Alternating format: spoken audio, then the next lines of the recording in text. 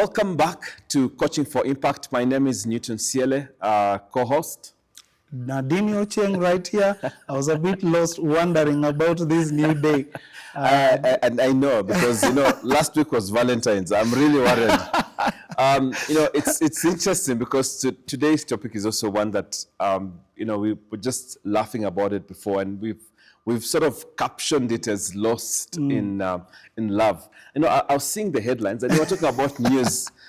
In fact, with Davis at the back there, and one of the things I noted is that nowadays people don't give flowers. It's a bouquet of money. I actually wondered, I said, my goodness, people are so innovative. I was wondering what happened because when we grew up, you couldn't even afford the real flowers. That's So, true. you need to give the one that was plastic. Now you're no longer now you're not buying giving flowers, you're giving. So to save, I will not ask what you give. And this topic about lost in love, and it also got me thinking how we have we've really commercialized love. I mean, there's no better way than to see people giving the bouquet of money. And they say that, money does a lot of things. But why do you feel like our current generation are really finding it difficult to define what love is? And there's a lot of sway that is happening, especially from social media. Why do you think our younger generations are lost in love? One of the things that we talked about remember our previous podcast some time back, was that we need to be very careful in light of the things we pick. When I was growing up spiritually, my spiritual father then said a statement I've never forgotten. And he said, Dennis, when you pick friends, pick them the way you pick your chips when you're eating, either with a toothpick or a fork. And you don't just pick everything. You normally go for the best first.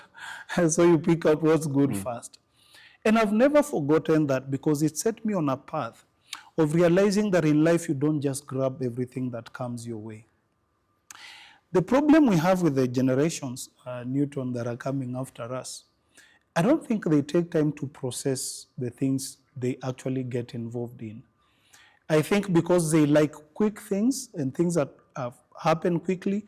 I think because they like the applause from the people out there.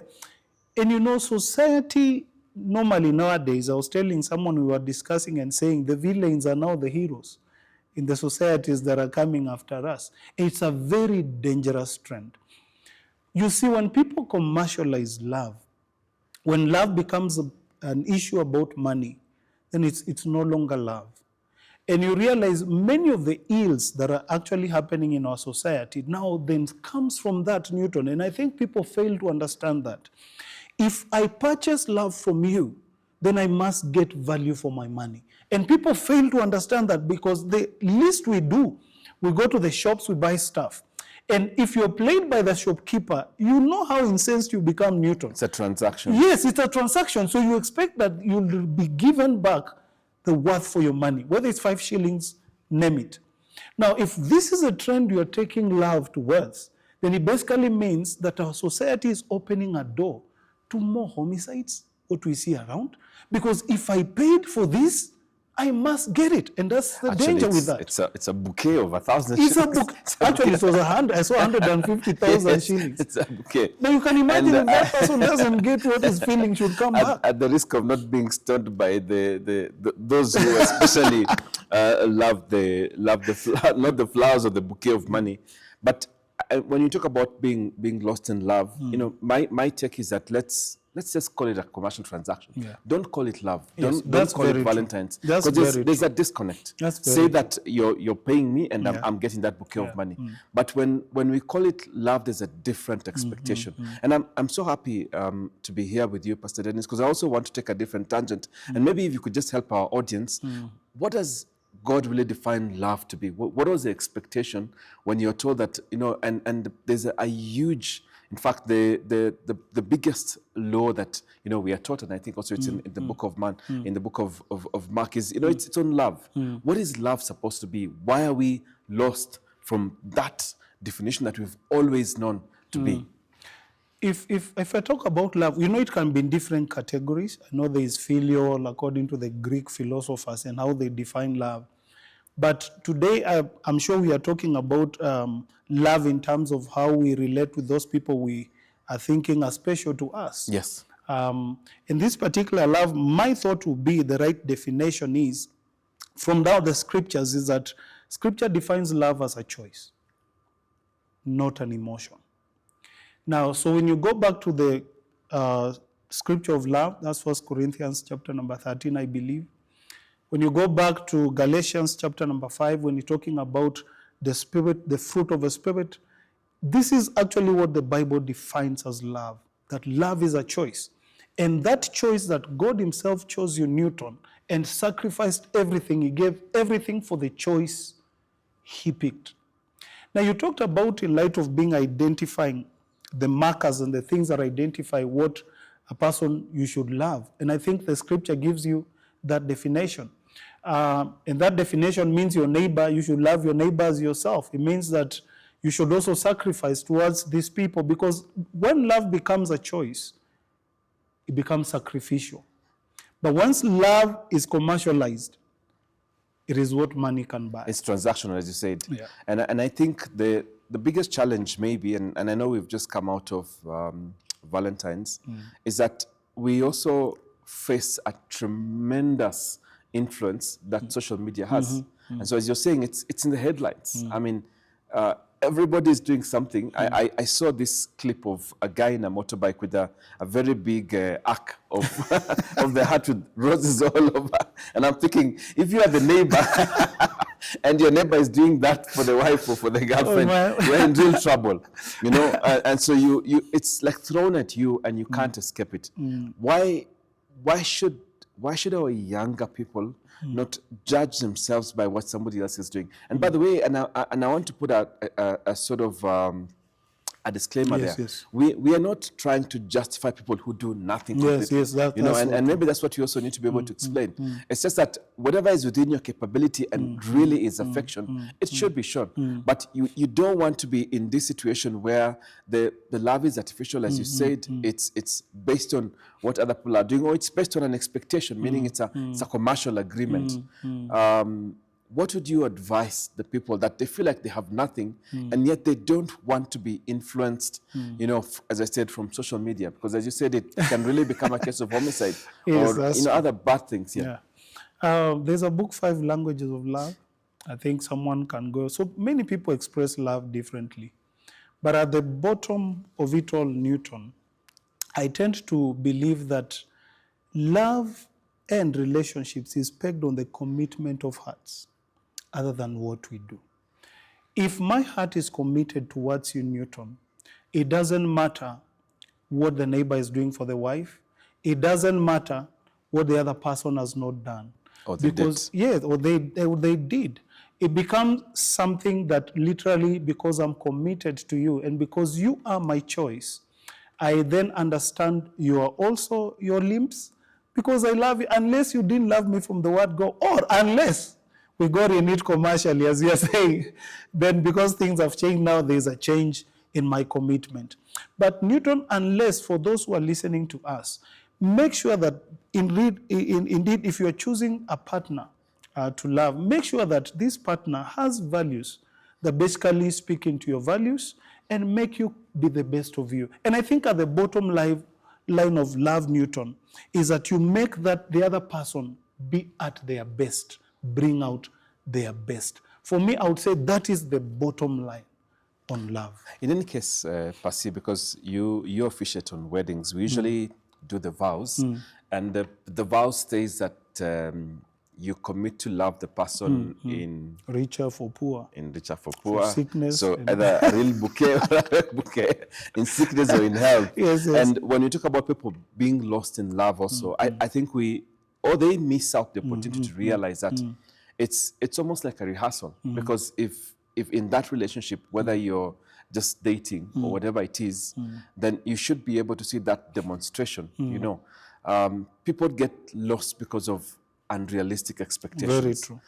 What are the 3 things that you would advise? And I'm going to be a little bit biased here, especially ladies, that they should prioritize during that stage when they're trying to find love, or they're trying to determine whether it is real love, or they are uncertain. What would you advise them to check? What are those things that they should tick as a box? I think for me, the tick number one: does this man have a dream? I'm not talking of those who does the man begin with the end in mind? Yeah. Does he begin with the end in mind? That you see the end from the beginning? Yeah. I think for me that's key, because again, you realize, Newton, that there is no self-made man.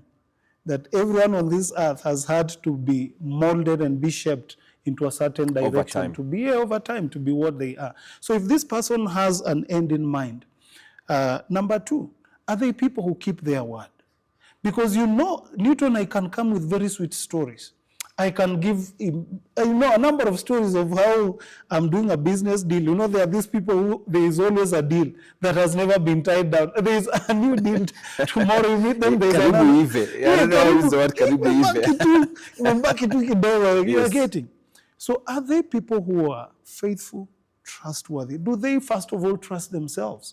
Or have they deceived themselves so much that they are lying even unto themselves? I normally keep saying you can't lie to three people: God, the devil, and yourself. You are lying. And people can pick out. So pick out these things. If you are a lady, be able to pick out. But if this person has an end in mind, has a big dream, you always see their effort, making applications, doing new innovations, not afraid to venture out and invest.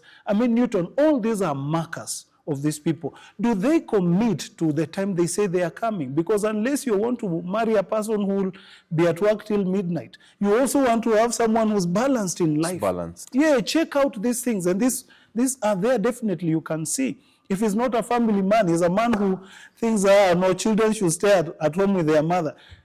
I'm sure after some time, he'll tell you quit your job and stay at home and look after kids, or he becomes a squabble. Or they prioritize going out to their friends. That is very true. I think that is important. And I like what you've said, Basi, because when we talk about getting lost in love, we're telling our audience that, it's also not really magic. There are certain things that should ultimately be red flags. That's true. About the person's dream and ambition, about the congruence between what they do and what they say. In fact, we call it the paradigms, right? Yes, that's the true. software that runs the individual. And I think I like what they put that. And if the person can be trusted, that is really important. Ultimately, I think most people, when they're getting into relationships, they're looking at a long term. And so it means that what they tend to reflect now, I like to call it like a sandbox. It's like a mini experiment. What you're seeing now is likely going to be magnified later. That's very and so if you don't want to be lost in love, you ask yourself, is this experiment working now and will it work later? Because I don't know what's the likelihood of people changing, like 10 or 15 years, or once they actually take the vows. If anything, it's likely to get worse. It basically means, Newton, that they didn't mean what they are saying. One of the things I've realized about the vows, Newton, people don't realize that the pastor is warning you before you commit. So actually, vows are meant to be warning you that you are getting into this. You are getting into a scenario where in sickness or in health, in poverty or in riches, basically he's warning you that these are the possibilities. The scenarios. Yes, so are you signing to this? But many people don't pay attention to it. They just say yes. Why? Because there was a bouquet that came the other day. That's everything. And maybe you're looking at the things that are there now, material things that are there now. They vanish. That one day they could vanish. Yeah, yes. I think one of the days we should talk about the ones that vanish and what happened when they came to you. That's very for me, I think in terms of my parting shot for our audience, it's very easy to get lost in love. And I look back at my youthful years and I realize that maybe we were lucky. We didn't have all this social media. We didn't have all this peer pressure that people have. But I think the generations now, it's a lot more. Really be very, very careful. I take what Pastor Dennis has said. Ask yourself whether what you're seeing is what you're getting. Whether the individual in front of you is demonstrating the things that you'd like to have. So that way you don't get lost in love. Beautiful. I think that's the best parting shot ever. Don't get lost in love, but always know that love is a choice. Great. Thank you so much, and we look forward to having you in our next podcast. Goodbye.